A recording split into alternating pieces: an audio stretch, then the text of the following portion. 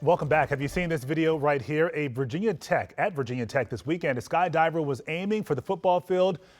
But yeah, you can see right there, the wind had other plans. He crash landed into the scoreboard and had to be rescued by firefighters. The skydiver was one of 3 parachutists, by the way, who tried to land inside of Lane Stadium.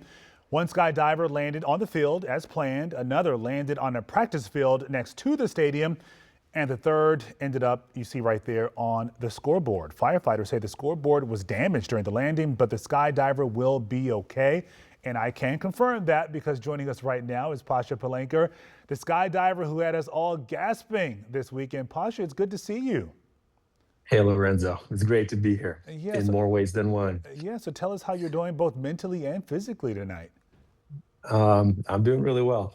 I mean, it's all relative. Yeah. It could have gone a lot worse, but I'm grateful to be here. I feel blessed. It's not the first time that I walked away from something that I shouldn't have.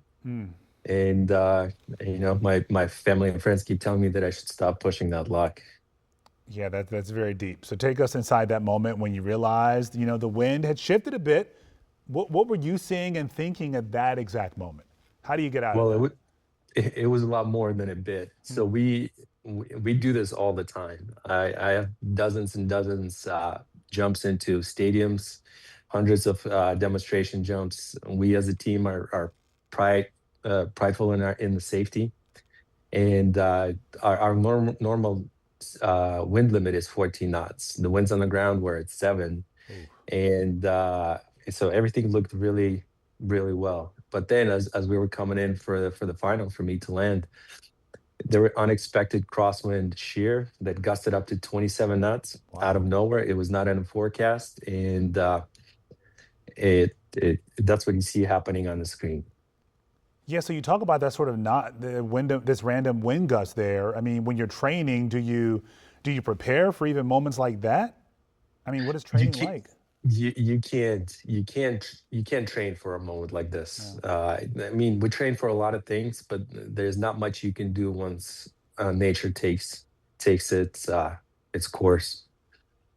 Yeah, so I mean, it's pretty frightening. We look at that video and we see right where you're heading. So what decision did you make to sort of go in that direction instead of toward the crowd or somewhere else? So because the wind picked up a lot more than what it was supposed to be, I was going to land in the stands, just short of the field. And that flag, you can't tell. That flag is 1,100 square feet, and it's anchored by 26-pound weight. So I was going to hurt myself and the fans in attendance. So I decided to land off the stadium. There was an open field right near there.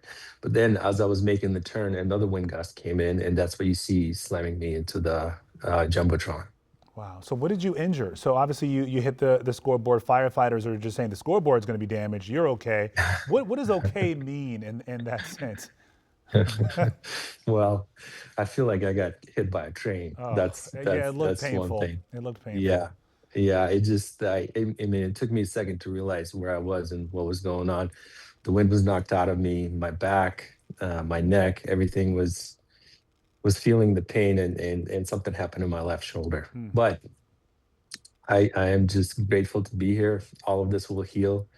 It's not my first time being in the sling, and probably not my last. Oh boy. So with that said, Pasha, we know you're a 17-year Army Special Operations veteran, now retired. So, why skydiving? It sounds like you're going to go back up again, even after this one.